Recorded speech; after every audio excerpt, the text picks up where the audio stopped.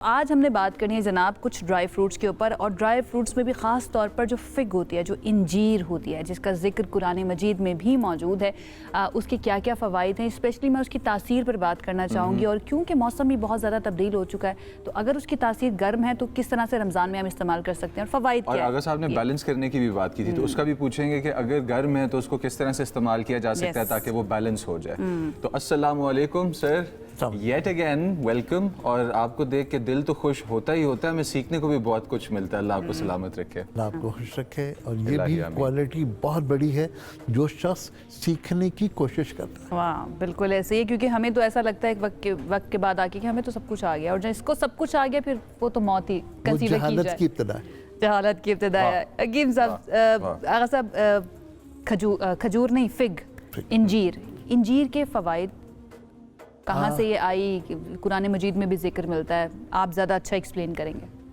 5000 سال پہلے انجیر اس کائنات میں موجود تھی۔ ٹھیک، قرآن کریم میں اللہ رب العزت نے انجیر کی قسم کھائی ہے، جس کا مطلب ہے کہ وہ پرسسٹ کرتی تھی۔ انجیر کے بارے میں بہت مشہور بات یہ ہے کہ یہ گرم ہوتی ہے اور خشک ہوتی ہے۔ آپ سمجھا نیوٹرل کیسے کریں اسے؟ نیوٹرل کرنے کا بہترین طریقہ یہ ہے کہ رات کو انجیر گرم پانی میں ڈال کر ڈھک کر رکھ دی جائے، صبح نہار منہ انجیر کھائیں اور اس کے ساتھ وہ پانی استعمال کر لیں۔ یہ ایک بہترین طریقہ ہے انجیر کو عمومی طور پر استعمال کرنے کا۔ یہ وہ انجیر ہے جو عمومی طور پر خشک انجیر ہے اور ہمارے ہاں اویلیبل ہے دکانوں پہ، مارکیٹس میں۔ یہاں دو چیزیں، دو قسم کی انجیریں ممکن ہیں۔ ایک تو یہ کہ وہ بہت سوکھی ہوئی جس کے درمیان سے رسی گزاری ہوئی انجیر ہوتی ہے، ایک تو وہ بھی اویلیبل ہے۔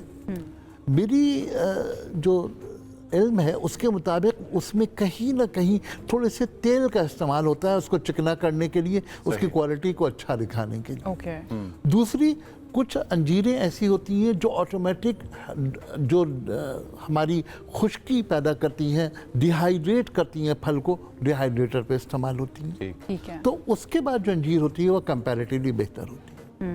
اگر میں انجیر کو دیکھوں اپنی مذہبی تعلیمات کے نقطہ نظر سے، تو نبی کریم صلی اللہ علیہ وآلہ وسلم کی ایک حدیث ہے کہ جس نے انجیر کو اپنا ساتھی بنا لیا اسے نہ قبض ہوگا نہ بواسیر۔ ٹھیک، تو گٹ کے پرابلم سے انجیر دور رکھتی ہے۔ بہترین۔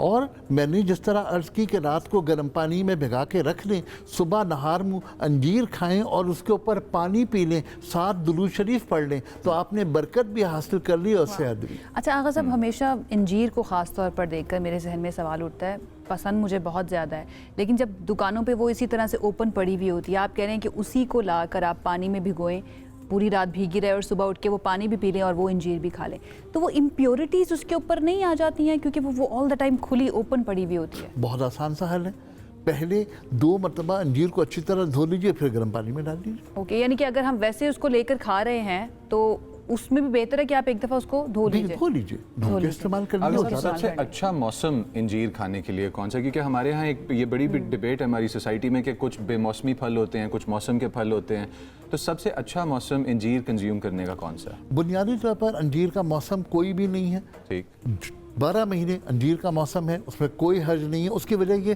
کہ اگر ہم نے گرم اور خشک طے کر لیا تو بھائی پانی ڈالنے کے بعد اس کی ماہیت بدل گئی، تمام چیزیں بدل گئی۔ اب اس کو تھوڑا سا میں ڈیفائن کروں، اگر کسی شخص کو اپنی گٹ ہیلتھ کو بہتر کرنے کے لیے ایک جھاڑو چاہیے باریک والی، ٹھیک، جو فرش پر کی دی جا سکتی ہے، تو پھر وہ امرود کا استعمال کرے، بیچ میں سے بیج نکال دے۔ ٹھیک ہے۔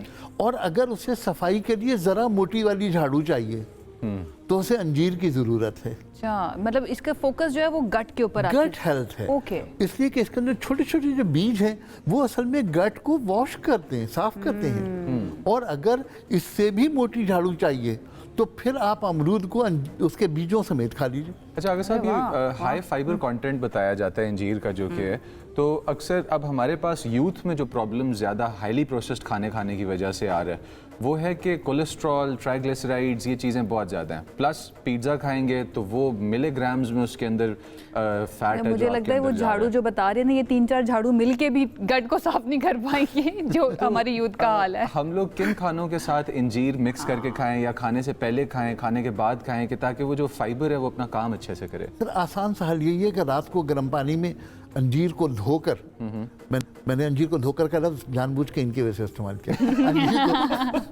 انجیر کو دھو کر رات کو گرم پانی میں ڈال کے رکھ دیں اور صبح نہار منہ انجیر کھا کر پانی پی لیں اور درود شریف پڑھ لیں. ایک واسطہ بھی آ جائے گا، ایک عمل بھی ہو جائے گا، اور یہ تمام جو ہم نے خوراک کھائی ہے اس کے خراب اثرات کو ختم کرنے کے لیے ایک بہترین دوا بھی مل جائے گا. ارے واہ کیا بات ہے. اچھا، ہم جو بریک میں بات کر رہے تھے انجیر کو، میں نے اس کا ہول فروٹ جو ہے اس کی ویڈیوز ہی دیکھی ہوئی ہیں، وہ دیکھنے میں بڑی خوبصورت بھی لگ رہی ہوتی ہیں.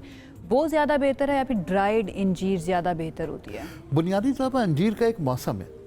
عام طور پر یہ جون، جولائی اور بہت زیادہ 15 اگست تک وہ موجود ہوتی ہے درختوں پر. اس کو نکالنے سے، توڑنے سے ایک دودھ جیسا نکلتا ہے. وہ فریش لے کر کھائیں تو ڈیفینیٹلی بہت اچھی ہے. اور میرا خیال ہے اسلام آباد میں اور پہاڑی پورے علاقے میں، ایبٹ آباد وغیرہ میں تمام انجیر موجود ہے اور بہت اچھی ہے. اور عام طور پر وہاں کے پہاڑی جو زبان ہے اس میں اسے پھگواڑی کہتے ہیں. پھگواڑی. تو پھگواڑی جو ہے وہ اصل میں انجیر ہی کی ایک قسم ہے. وہ چھوٹی والی اس کی قسمیں ہیں کئی. پھگواڑی جو ہے وہ اسی کی قسم ہے اور بڑی آسانی کے ساتھ استعمال کی جا سکتی ہے، فریش استعمال کی جا سکتی ہے. لیکن عام طور پر کیونکہ ہمارے یہاں خشک انجیر زیادہ آتی ہے تو خشک انجیر کو اس طرح استعمال کر لینا چاہیے. میری درخواست یہ ہے کہ کیونکہ خشک انجیر میں 86% پانی نکال دیا گیا ہے، لہذا اس میں پانی کو ایڈ کر کے استعمال کرنا ہمارے لیے زیادہ بہتر ہے. اس کے فوائد بالکل ویسے ہی ہو جائیں گے جیسے ایک تازہ فروٹ کے ہوتے ہیں. بالکل ٹھیک ہے. ان دا اینڈ یہ بتا دیجیے آغا صاحب کہ کتنی مقدار میں لینی چاہیے؟ ڈرائیڈ لے رہے ہیں کیونکہ موسٹلی وہی اویلیبل ہوتی ہے، تو ایک دن کے اندر کتنی ایٹ لیسٹ آپ کے پاس ہونی چاہیے؟ عام طور پہ 2 سے 3 انجیریں کافی ہوتی ہیں. اب رکا نہیں جاتا نا 2 سے 3 پر، مسئلہ یہ ہے. نہیں، اگر آپ دوا کے طور پر لے رہے ہیں تو آپ کو 2-3 لینی چاہیے، اور اگر شوق کے لیے لے رہے ہیں تو پھر اس کے ماں بعد اثرات کو بھی آپ ہی بھگتیے. بہت شکریہ، تھینک یو سو مچ آغا صاحب ہمیں جوائن کرنے کے لیے. اینڈ ونس اگین ایک اور بہت ہی خوبصورت اللہ تعالیٰ کی نعمت کے بارے میں آغا صاحب نے ہمیں بتایا، اور جس کی ضمانت اللہ تعالیٰ دے دے، قرآن کریم دے دے، تو پھر اور اس کو کسی چیز کی ضرورت نہیں ہوتی ہے. لیکن 2 سے 3 آپ انجیر جو ہیں وہ دن میں لے سکتے ہیں، اور بہترین طریقہ بتا دیا آغا صاحب نے کہ رات کو اس کو پانی میں بھگوئیے، صبح اٹھ کے انجیر بھی کھائیے اور پانی پیجیے، اور ساتھ درود شریف بھی پڑھ لیجیے، تو آپ کے وارے نیارے ہو جائیں گے انشاءاللہ. ایک بریک کی طرف جاتے ہیں، بریک سے واپس آئیں گے تو بات کریں گے مزید. Stay with us.